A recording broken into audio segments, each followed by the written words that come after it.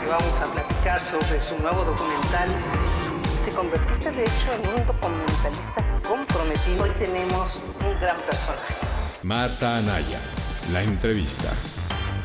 Don Héctor Díaz Polanco, qué gusto tenerlo con nosotros. ¿Cómo está? ¿Qué dice la salud? Muy bien, el gusto es mío. Muchas gracias por la invitación. Pues miren, hoy tenemos como invitado a un antropólogo, sociólogo, profesor e investigador del CIESAS precisamente, miembro del Sistema Nacional de Investigadores y una de las figuras de primer nivel del partido Morena. Y déjeme pararme ahí, don Héctor, en esa convergencia de intereses. ¿Cómo un hombre tan dado al estudio, a la academia, a los ensayos, termina siendo parte de este partido, de Morena? Cuéntenos un poquito. Fíjese que yo no había militado en ningún partido político hasta este momento. El movimiento que se inició después de 2006, pensé que ya era una responsabilidad ineludible integrarme y participar abiertamente en un proceso político. Yo pensé que este movimiento iba a quedarse en eso, que no iba a llegar a ser un partido político. Sí. Lo fue, como sabemos, después de una votación, porque había diferencias de opinión. Yo era de los que opinaba que deberíamos quedarnos como movimiento. Sí. Pero perdimos la votación, los que opinábamos así. Era movimiento. Sí, el irse por partido sacó el 85% de la votación del movimiento. Así que pasamos a ser partido y de esa manera terminé en un partido político, pese a que no había sido, digamos, ¿Y qué le llamó la atención para integrarse a Morena aún como movimiento? ¿Por qué lo hace? Lo hago porque, como millones de mexicanos, estábamos absolutamente convencidos de que seguir en esta órbita, de lo que ahora llamamos el PRIAN, ¿no? El PRI, el PAN, luego el PRI, etcétera, conduciría al país a la total perdición. Estábamos en condiciones verdaderamente dramáticas. De tal manera que había que buscar una salida. Y me pareció que las ideas de Andrés Manuel pues, aportaban elementos para hacer esa búsqueda. Y en eso estamos, en eso estamos. Es una búsqueda, aún que el gobierno ya lleva año y medio, 18 meses, es una búsqueda en la que me siento muy satisfecho. ¿Qué es lo que les da empatía? ¿Qué hay ahí?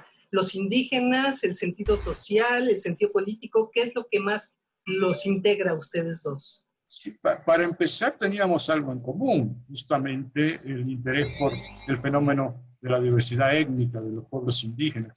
Como sabemos, su primer trabajo de Andrés Manuel fue una región, una zona indígena, un centro coordinador indígena, el Instituto Nacional Indigenista. Y ese era mi trabajo académico durante décadas, de tal manera que ese fue el primer encuentro. Después, netamente político, el interés mío por las ideas políticas de Andrés Manuel, por lo que hace al cambio necesario del país. Eso nos acercó muchísimo. Ya. Sabemos que Andrés Manuel abreva ahora sí que con los chontales, ese es el origen de toda su lucha política, ¿no? Y bueno, usted viene del EZLN, por lo menos en esa asesoría, y sin embargo, hoy que está Andrés Manuel en la presidencia, el EZLN no lo puede ni ver. ¿Cómo explicamos eso, don Héctor? Yo creo que fue una disyunción muy lamentable que inició, digamos, con un proceso que arrancó en el propio movimiento zapatista, de una especie de ir hacia adentro, de enconchamiento, que produjo un proceso, digamos, de separación, por no decir desinterés, por los procesos nacionales. El gran proceso nacional fue perdiéndose en el camino, sobre todo a partir de 2001, el gobierno... Cuando llega Fox. El PRI decide no, es decir, con Fox precisamente decidieron no respetar los acuerdos de San Andrés, ¿no? Entonces hay como un retroaimiento. Pero viene a la ciudad. ¿Perdón? Es cuando viene el EZL a la ciudad, en ese sexenio, ¿no? Y ese es su último intento, digamos, importante de búsqueda de articulación con lo nacional. Pero a partir de ese momento, paulatinamente, gradualmente, el ZLN va como reculando, ensimismándose en su propia región, va cortando lazos, organizaciones y procesos nacionales. Incluso hay contradicciones, hay separaciones, hay pleitos, y eso llega a su culminación en 2006, durante el proceso electoral de 2006, cuando rompe lanzas de una manera muy fuerte con Andrés Manuel y el movimiento obradorista, con lo que se produce una separación básica muy importante entre el ZLN y el resto del proceso social político del país. Pero con lo que directamente, ¿cuál es el rompimiento? Yo no estoy completamente seguro, pero porque es algo demasiado complejo vista la luz de los acontecimientos actuales, pero evidentemente el zapatismo en su visión de sus voceros consideró que el movimiento López Obradorista sustituiría, echaría a un lado, aplastaría el movimiento zapatista. Eso que creo que es una visión equivocada. Yo le he dicho a mis amigos varias veces, uno de los cuales estuvieron conmigo en este proceso con el ZLN, que si en lugar de haber declarado Marco lo que declaró, en el sentido de que Andrés Manuel era la reencarnación de Salinas, el huevo de la serpiente, etcétera, y hubiera buscado un acercamiento mínimo, para el que yo creo que estaba dispuesto Andrés Manuel, me consta, hoy el ZLN sería la fuerza política en términos de movimiento más importante del país. Es decir, estaría a la par de Morena como movimiento mismo. De hecho, Morena probablemente sería algo muy diferente si no se hubiera producido esa escisión, esa contradicción, a mi juicio totalmente errónea, necesaria, y hoy estaríamos en una situación diferente. Hay gente dentro de Morena que dice que fueron los radicales los que a año y medio de gobierno son los que han tomado el poder en Morena, en el partido, que aquella pluralidad que integró y los llevó a ganar la elección, pues ya se perdió y son unos radicales. Y usted dice que si se hubiera integrado el EZ, pues hubiera sido todavía algo más impactante. Me imagino que sería ultra radical, ¿o me equivoco? No, yo no creo que fuera más radical, pero podríamos abarcar un conjunto de temas que la izquierda tiene dificultad para integrar. Por ejemplo, finalmente se ha logrado que Morena integre la visión de la diversidad sociocultural, incluso de la diversidad sexual, etc. Pero hay siempre temas que son muy complicados para la izquierda y que habría ayudado esa articulación. De otra parte, a mí me parece que esa visión de un grupo radical en Morena, que incluso influye sobre el presidente, me parece que es una total ficción, una fantasía, creada para justificar otras cosas.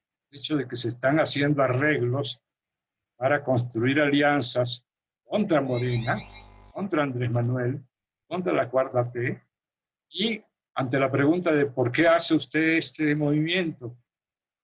Pensando particularmente en alguien que hizo un movimiento hacia afuera de Morena y hacia el PAN, la justificación que le parece más cercana y más fácil y más conveniente de indicar, en lugar de la que es verdadera, es decir, que se separa porque hay unos grupos radicales que prácticamente se apoderaron del partido y que incluso llegan a influir sobre el presidente.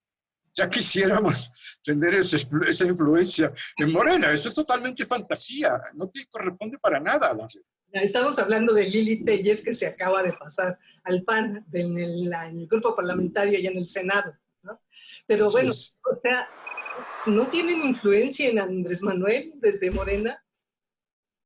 Pues mire usted, es que la gente no lo cree, pero es en serio que Andrés Manuel en el penúltimo congreso que hizo Morena de 2018, cuando dijo me retiro, pido licencia, me retiro del partido, lo dijo en serio. Y además lo ha practicado, pero es que no nos creen. Piensan que todo lo que pasa en Morena es influencia de Andrés Manuel.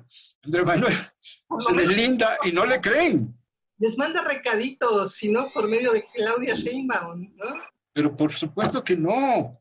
Eso no ha pasado. Es decir, cuando dicen, por ejemplo, después que pasó el Congreso, y para poner un ejemplo, Sí. pasó el Congreso último que hicimos, muy limitado, muy polémico, y se resultó electo dirigente de Morena el señor Ramírez Cuellar. Sí. Entonces, bueno, ahí está, la mano de Andrés Manuel. Pero ¿cómo? Si Andrés Manuel? Sí, pero a través de Claudia Sheinbaum. Pero a mí me consta, porque yo llegué al Congreso con usted a las 10 de la mañana, iniciamos alrededor de las 12, que durante horas hubo que casi someter a una tortura al señor para que aceptara ser el candidato a la... ¿En serio? Absolutamente, lo digo sinceramente. Por eso Armando Bartra, un compañero nuestro de Morena, decía algo que a mí me dio mucha risa, pero es que perfectamente cierto. Cuando lo eligieron me dijo, es el mejor candidato que tenemos. Dije, ¿por qué? Es el mejor, porque no quería ser presidente. Porque no quería ser... No, bueno. Pero la gente supone que eso fue algo que nos impusieron, que nos mandaron un recado. La verdad es que los procesos al interior, incluso los procesos han sido tan complicados en la última parte del año pasado y a principios de este año, justo porque no hay una fuerza de este tamaño que dirima y diga, vamos por aquí. Lo que pasa es que adentro de Morena hay muchos intereses y parece un nido de víboras, me recuerda mucho al PRD, ¿no? No en ese sentido. Lo que hay es muchas tendencias, muchos puntos de vista. Es un movimiento partido muy plural, es como diverso. Es que es igual. No, pero no se han podido constituir las tribus como elemento de fuerza interna, quiero decir. Existen tendencias y se reconocen personajes que son seguidos por otros miembros de Morena, etc. Pero que ellos se hayan convertido en una fuerza determinante en el partido es un error. Ya. Y entre otras cosas, eso lo ha impedido algo que no tuvo el PRD. Yo les dije que uno de los problemas fundamentales que ellos tenían, que teniendo tanta tendencia, no tenían un árbitro. Cuando me preguntaron por el árbitro, dije, pues su comisión jurisdiccional. Lo que ha tenido Morena muy fuerte, se puede ver fácilmente, es que tiene una comisión de honestidad y justicia, es decir, un órgano jurisdiccional enormemente fuerte, tan fuerte que puede ir contra personajes que violan los estatutos, no importa el rango ni la categoría. Entonces eso ha mantenido el equilibrio interno. Yo veo que ustedes desde la Comisión, ahora sí que Nacional de Honestidad y Justicia, han perdido un montón de casos en el tribunal, en los últimos, por ejemplo, con Alejandro Rojas, una tras otra pierden ustedes allí, y Jacob también. Pero no es verdad. Yo vi su análisis. No es así. Una cosa es que el tribunal encauce un asunto hacia la comisión. Y otra cosa es que hayamos perdido, no hemos perdido nada. Por ejemplo, respecto a este último caso. O sea, ¿son chicanerías o cómo es la cosa? Son métodos de propaganda. Cada vez que el tribunal decide algo, lo que sea, el señor sale a decir, me refiero al señor Rojas Díaz Durán, sale a decir que acaba de obtener un triunfo extraordinario contra la Comisión de Honestidad y Justicia, lo cual no es cierto. Por ejemplo, le pongo dos ejemplos. El tribunal acaba hace 2 semanas más o menos de sacar una resolución, una sentencia diciendo que viéramos el caso de una queja que presentó el propio señor ante el tribunal y el tribunal lo encausó a la comisión. Porque eso es lo que dice la ley. El tribunal no puede, en primera instancia, atender un asunto sin que lo haya atendido el órgano interno. Por tanto, lo reencausó, esa es la palabra técnica. Okay. Y él lo presenta como el tribunal ordena que se sancione a la señora Berta Luján. Lo que ordenó fue que se tratara la queja que él presentó en la comisión antes de que lo viera el tribunal. O sea que Es una deformación de la información. Y del último es exactamente igual. Es un caso donde había materia electoral y materia ordinaria. Decidimos que la materia electoral no existía, sino sobre el ordinario. Se fue al tribunal, el tribunal dijo, misión, trate los dos temas. Entonces vamos a hacer una causa electoral y una causa ordinaria, pero no quiere decir que obtuvo ningún triunfo sobre la comisión. ¿El caso de J. Cole, por ejemplo, no lo pierde también ante el tribunal? Nosotros no hemos perdido ante Pero el tribunal. ahí tienen ustedes la comisión, ¿verdad? Es ella directamente. No, con ella no hemos perdido ningún caso en el tribunal, con J. Cole. Y acabamos de ganar el caso grande, que es el de la destitución de la presidencia en funciones y la elección de un nuevo presidente del partido que dé origen a un movimiento que conduzca a la normalidad, porque hemos vivido en la normalidad y en parte en la inmovilidad debido a la falta de... Entonces, sí es cierto que es una comisión poderosa la que usted preside. Yo diría que es una comisión que ha podido hacer su trabajo, porque en el Estatuto de Morena se establece, como en la mayoría de los partidos políticos, 3 órganos, así como hay un órgano ejecutivo, que es el Ejecutivo Nacional y los comités estatales, y un órgano legislativo, que son los congresos, el Consejo Nacional, y hay un órgano judicial, un órgano jurisdiccional, que es la Comisión de Honestidad y Justicia. Lo que sí ha pasado en Morena es que hemos tenido mucho cuidado de que no pase lo que ha pasado en otros partidos, donde ese órgano es capturado por los grupos. Y aquí hemos logrado que ese órgano cumpla con su tarea de mantener los equilibrios. O sea, no ha sido... Okay. Bueno, ahora, volviendo a Andrés Manuel, está a punto de cumplir 2 años de su triunfo electoral, ¿no? Ahora sí que estamos a puntito. ¿Qué diría usted que cambió en estos 2 años que han transcurrido? Así profundo, de ese México profundo que usted conoce. Han cambiado cosas fundamentales. Bueno, la idea que contiene en el fondo el lema de por el bien de todos, primero los pobres, la idea de que la palanca de la realización de este lema fundamental, un lema moral muy importante, es el Estado, que el Estado asuma de nuevo su tarea reguladora y su tarea de ocuparse de las condiciones de desigualdad que hay en el país. Eso es fundamental. Y eso se expresa en un conjunto de cambios fundamentales, que es el hecho de que ahora tenemos una especie de, una propuesta ya en marcha de estado de bienestar que no teníamos antes. Es la recuperación de la idea del estado de bienestar aplicada a las condiciones actuales, que incluso en las condiciones de emergencia de la epidemia, por ejemplo, tiene efectos prácticos, porque eso es lo que ha determinado que el Estado mexicano, el gobierno actual, se encargara primero con los pobres, atender a los pobres en esta situación tan grave y tan difícil, en lugar de ir corriendo a ver cómo saca de la crisis a los ricos. Es un cambio fundamental de paradigma. Segundo, el ataque a todo lo que es la corrupción. Yo creo que tendría que ser uno muy fanático anti-Andrés Manuel para decir que no ha cambiado nada en ese tema. Es decir, se puede acusar de cualquier cosa al actual gobierno, pero menos de que lo han cachado en una corrupción verdaderamente tipo Casablanca. Sí, no. Eso hasta ahora no ha pasado, esperemos que no pase.